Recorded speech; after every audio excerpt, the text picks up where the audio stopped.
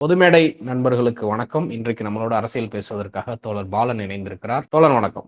வணக்கம் தோழர். தோழர் வட மாநிலங்கள்ல பாஜகவுக்கு மிகப்பெரிய பின்னடைவு ஏற்படுத்திருக்கு. கிட்டத்தட்ட 13 மாநிலங்கள்ல பாஜகவுக்கு பின்னடைவு ஏற்படும். மிகப்பெரிய அடி வாங்கும் அப்படிங்கிற ஒரு விஷயம் சொல்றாங்க. பல்வேறு விஷயங்களை அதுக்கு சம்பந்தப்படுத்தி சொல்றாங்களா? மெயினா இப்ப வந்து ராஜ்புட் சமூகத்தினரை பாஜகவினுடைய சிட்டிங் எம்பி அமைச்சர் ஒருத்தர் வந்து இழிவா பேசின விவகாரம் வந்து சூடு பிடிச்சிருக்கு. பல்வேறு எதிர்ப்புகள் தெரிவிச்சிருக்கு. ராஜ்கோட் நகரத்துல பல்லாயிரக்கணக்கான மக்கள் போராட்டத்துல ஈடுபட்டு இருக்கிறாங்க. அவரை எம்பிக்கு போட்டியில இருந்து விலகச் சொல்லணும் அப்படின்னு சொல்லிட்டு. அந்த ராஜ்புத் சமூகத்தினர் 13 மாநிலங்கள்ல இருக்கிறாங்க. மிகப்பெரிய வாக்கு வங்கி இருக்கு. ஏற்கனவே ஜாட் சமூகத்தினரோ விவசாயிகள் பிரச்சனை காரணமா பாஜகவுக்கு ஆதரவு கொடுத்ததை விலக்கிட்டாங்க. விவசாய சங்கங்களும் விலக்கிருச்சு. இப்போ இந்த ஒரு சம்பவம் வந்திருக்கு. இந்த விஷயத்தை நீங்க எப்படி தோழர் பாக்குறீங்க?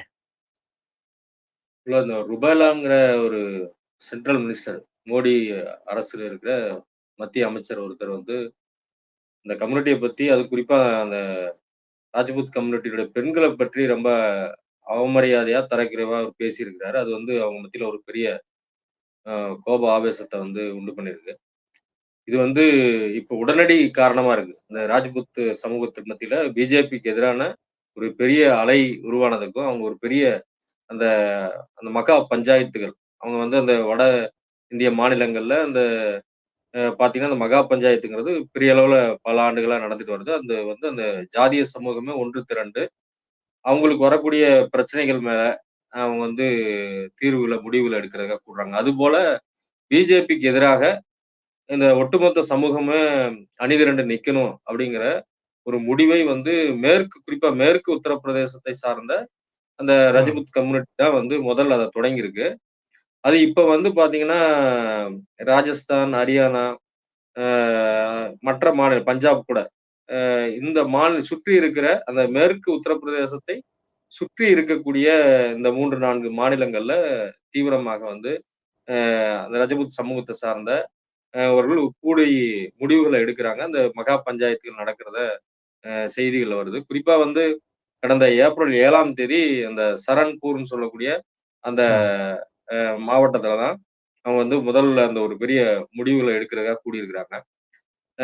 அது மட்டும் அதாவது அந்த பெண்களை தரைக்குறைவாக பேசுனது ஒரு இப்போ உடனடியாக அவங்க வந்து கோவப்பட்டு ஒரு வெகுண்டெழுவதற்கு ஒரு காரணமா இருந்தாலும் கூட, நீண்ட காலமாக பிஜேபியோட அவங்களுக்கு ஒரு அதாவது ஒரு முரண் வந்து உருவாக தொடங்கி இருக்கிறதாக வந்து அங்க இருக்கிற பல்வேறு ஊடக செய்திகள் நமக்கு தெரிய வருது. குறிப்பா ம். வந்து வி.கே. சிங்ன்னு சொல்லிட்டு முன்னாடி ராணுவ தலைமை தளபதியா இருந்தவரு. மோடி அமைச்சரவையிலயும் பங்கேற்றவரு. அவருக்கு வந்து கடந்த முறை சீட்டு வழங்கியிருந்தாங்க. அவருக்கு வந்து இப்ப நாடாளுமன்ற தேர்தல்ல பிஜேபி டிக்கெட் குடுக்க மறுத்திருக்கிறாங்க. அது வந்து ஓகே. ஒரு உடனடி காரணங்கள்ல ஒன்றாக இருக்கு. அது வந்து ம். அது என்னவா இருக்குன்னா, தொடர்ந்து வந்து ரஜபுத் சமூகத்துக்கு வந்து இவங்க வந்து சீட்டு கொடுப்பதை குறைத்து வருகிறார்கள் பிஜேபி தரப்புல. அ ஓகே.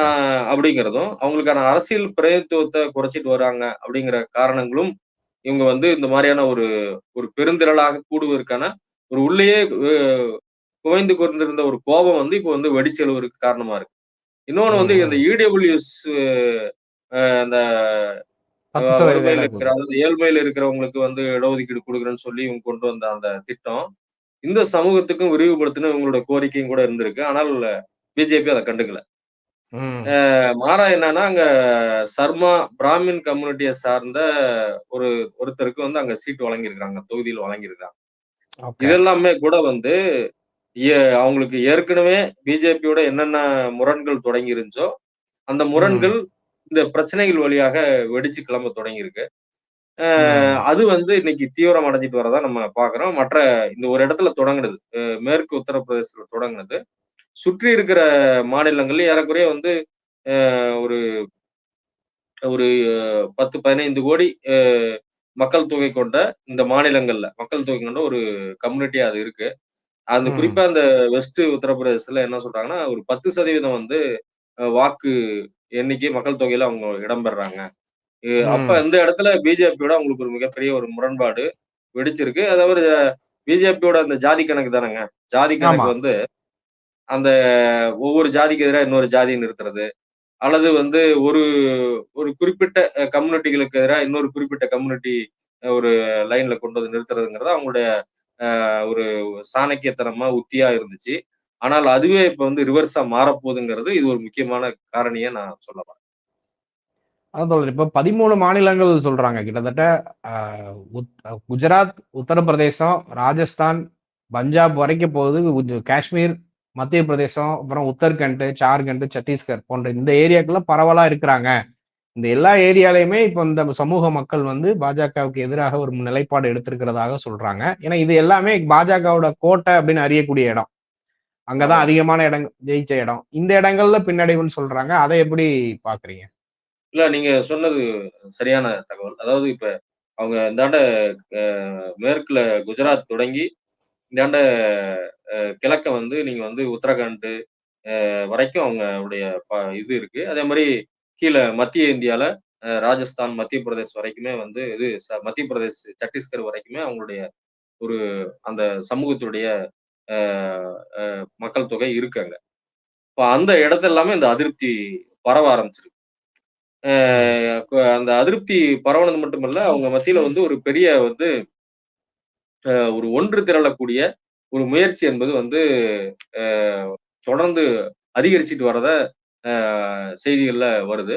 குறிப்பா இதுவரைக்கும் இந்த ஆங்கில ஊடகங்கள் அல்லது வந்து அல்லது ஆல் இண்டியா மீடியான்னு சொல்லக்கூடிய இந்த ஊடகங்கள் வந்து அந்த செய்திகள புறக்கணிச்சுட்டு வந்திருக்கிறாங்க. ஆனால் தொடர்ந்து அடுத்தடுத்த நாள் இது வந்து ஒரு முக்கியத்துவம் வாய்ந்த செய்தியாக மாறுது. பெருந்திரளாக லட்சக்கணக்கா கூடுறாங்க. பிஜேபிக்கு எதிராக வந்து அறைகூவல் குடுக்குறாங்க. பிஜேபிய புறக்கணிங்கன்னு சொல்ட்டு அவங்க வந்து ஒரு முழக்கங்கள எழுப்புறாங்க.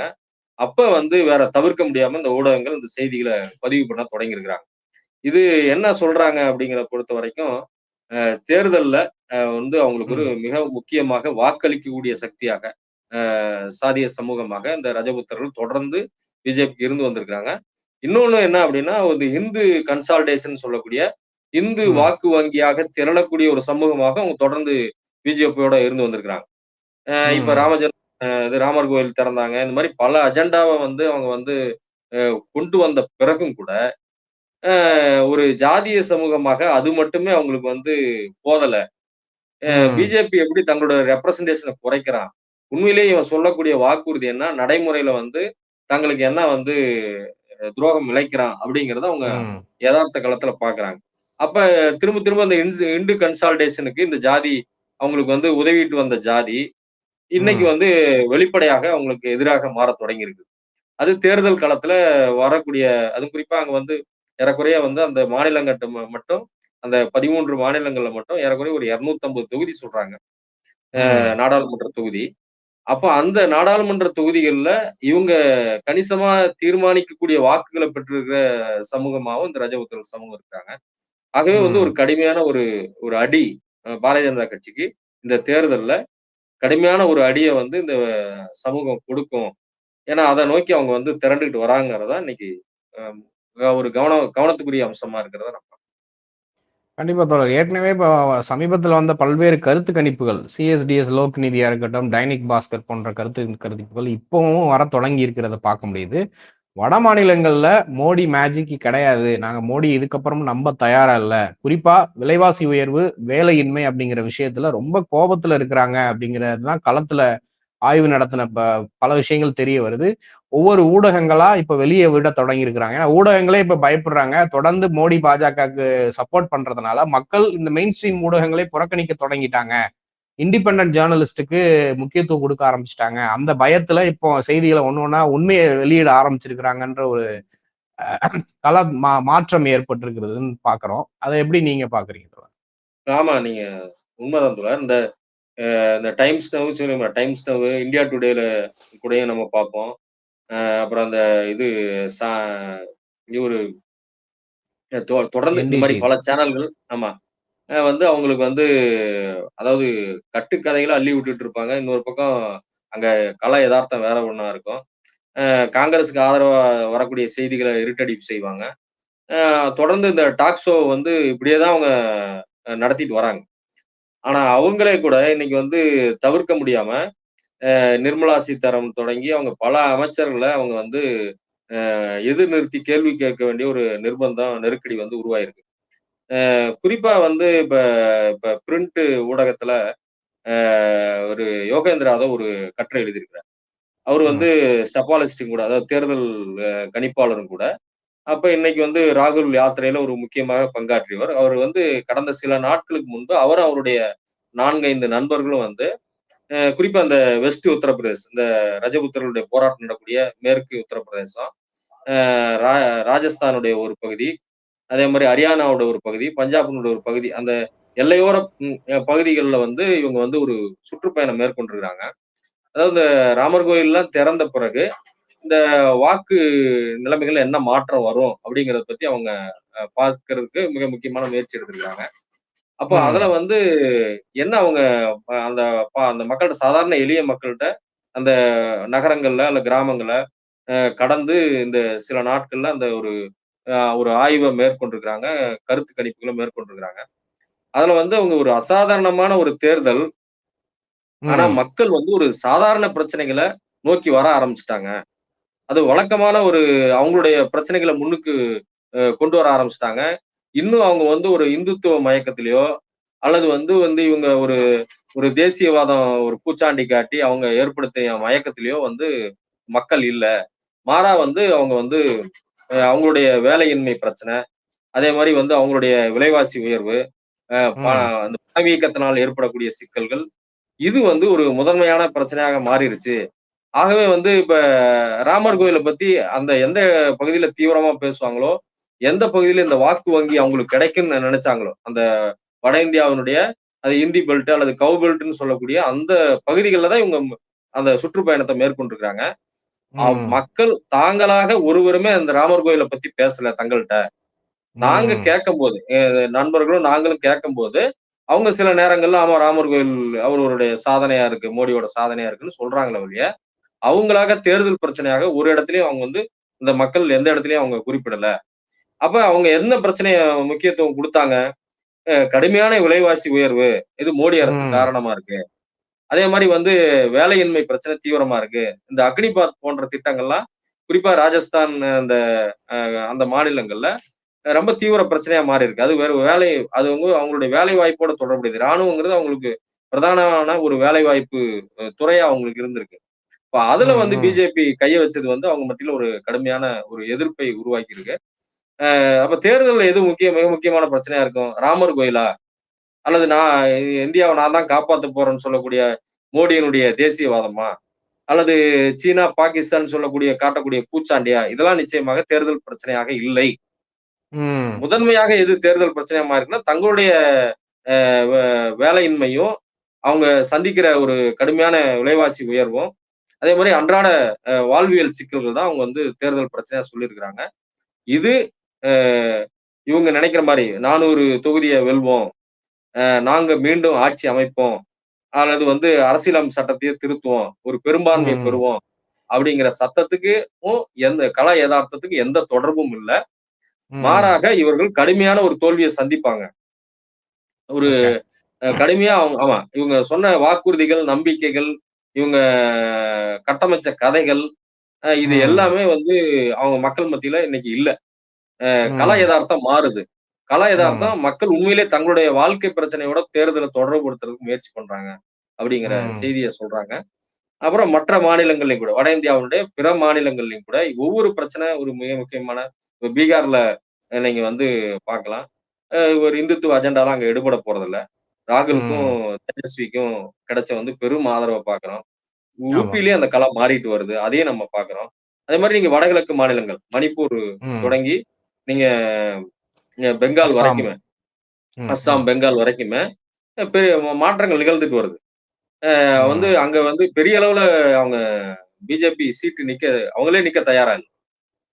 அதேபோல கூட்டு பெங்கால்லயுமே கூட வந்து அதாவது இந்த பிரித்தாளும் சூழ்ச்சி, அங்க ஜாதிகள வந்து ஒரு ஜாதிக்கு எதிரா இன்னொரு ஜாதிய நிறுத்துறது, பல உத்திகள கையாண்டாலும் கூட, மக்கள் எப்படி கடந்த சட்டமன்ற தேர்தல்ல மேற்கு வங்காளத்த 2 குஜராத்திகள விரட்டி அடிப்போம். அமித்ஷா, மோடிய விரட்டி அடிப்போம்னு தீதிக்கு அக்காவுக்கு வாக்களிப்போம்ன்னு சொல்லி முடிவெடுத்தாங்களோ, அதுபோல மீண்டும் முடிவெடுக்கக்கூடிய ஒரு சூழல் தான் பெங்கால்லயும் நிலவறதா, அங்க இருக்கக்கூடிய செய்திகள், கருத்துக்கள்லாம் நம்ம வர்றத நம்ம பார்க்கிறோம். அதே மாரி நீங்க ஏற்கனவே குறிப்பிட்ட மாரி, இப்ப இங்க எப்படி ரஜபுத்தர்கள் வந்து யுபில தொடங்குனாங்க. அதே மாரி ஜாட் சமூகம். ம். அவங்களுமே கூட வந்து பிஜேபியோட முந்தைய நிலையில ஆதரவாலாம் இல்ல. அதே மாரி வந்து இப்ப பல ஓபிசி கம்யூனிட்டி வந்து அ எதிர்நிலைக்கு மாறிட்டு வராங்க. அதே மாரி இவங்க வந்து இப்ப பகுஜன் சமாஜ்ஜியோட வாக்கு வங்கிய முழுக்க சிதறடிச்சு, ம். வடமாநிலத்தில வந்து பிஜேபி அத கைப்பற்றுறது. குறிப்பா யுபில கைப்பற்றுனத பார்த்தோம். இப்ப அதுவுமே கூட திரும்ப வந்து ஒரு ரிவர்ஸ் ஆகக்கூடியத பார்க்குறோம். இப்ப பீகார்ல பாருங்க, பஸ்வான் பார்ட்டி. ம். அதாவது ஒரு அதையும் எப்படி இந்த இங்க ஏடிஎம்கேவ தமிழ்நாட்டுல சின்னாபன்னமாக்குனாங்களோ, சிவசேனாவ மகாராஷ்டிரால சின்னாபன்னமாக்குனாங்களோ, அதுபோல அங்க பஸ்வான் கட்சி அவர் இறந்த பிறகு, பிஜேபி அத சின்னாபன்னமாக்கி ஒரு தலித் பார்ட்டி, ஒரு மிகப்பெரிய வாக்கு வங்கிகள கொண்டிருந்த கட்சிய வந்து சின்னாபன்னமாக்கி சிதைச்சிருக்கிறாங்க. அப்ப இந்த மாரி ம். பல தரப்பிலிருந்து இவர்கள் எதிர்ப்பை சந்திக்கக்கூடிய நிலைமை பார்க்கிறேன். டெல்லி நமக்கு வெளிப்படையா தெரியுது. டெல்லி வந்து அரவிந்த் கெஜ்ரிவால் கைதுக்கு பிறகு, ம். டெல்லி மக்கள் பொதுவா வந்து சட்டமன்றத்துக்கு ஒரு கெஜ்ரிவாலுக்கு வாக்களிப்போம். நாடாளுமன்றம் அப்படின்னு வந்தா மோடிக்கு வாக்களிப்போங்கிற மனநிலையை கொண்டவர்கள். அவர்கள் மத்தியிலேயே ஒரு பெரிய மாற்றம் நிகழ்ந்து, ஏறக்குறைய ம். 5 சீட்ட வந்து காங்கிரஸ், ஆம் ஆத்மி 7 சீட்ல 5 சீட்ட வந்து ஆம் ஆத்மி, காங்கிரஸ் கூட்டணி பிடிக்கும். அப்படிங்கிற ஒரு ம். கருத்து கணிப்புகள் எல்லாருமே சொல்லக்கூடிய நிலைமையா மாறியிருக்கு. இப்ப இந்த நிலைமைகள் வந்து முற்றிலுமே வட இந்திய மாநிலங்கள், அதாவது மேற்குல இருந்து கிழக்கு வரைக்கும், மேல இமாச்சல் பிரதேஷ் வரைக்குமே பெரிய மாற்றங்கள நம்ம பார்க்கிறோம். லடாக்ல தெரியும். லடாக்ல தீவிரமான ஆமா. போராட்டம். லடாக் வந்து நான் வந்து தனி பிரதேசமா உருவாக்கி நாங்க ம். அது வளர்ச்சிய உண்டு பண்ணுவோம்லாம் சொன்னாங்க. அங்க வாங்சுக் வந்து ஒரு உண்ணாவிரத போராட்டம் தொடங்கி வச்சு, வந்து அவங்களுடைய இவங்க சொன்ன எல்லா வாக்குறுதிகளும் பொய்யி, வளர்ச்சி திட்டம்லாம் பொய்யுங்கிறத நிரூபிச்சு அவர் தொடர்ந்து போராடிட்டு வரார். இந்த மாற்றங்கள் தேர்தலில் நிச்சயமாக எதிரொலிக்கும். கடுமையான தோல்வியை பாரதிய ஜனதா சந்திக்குங்கிறது தான் இன்னைக்கு இருக்கிற கள நிலவரமாக இருக்கு. நிச்சயமா தோழர். தொடர்ந்து பேசலாம் தோழர். நன்றி தோழர். நன்றி தோழர். நன்றி.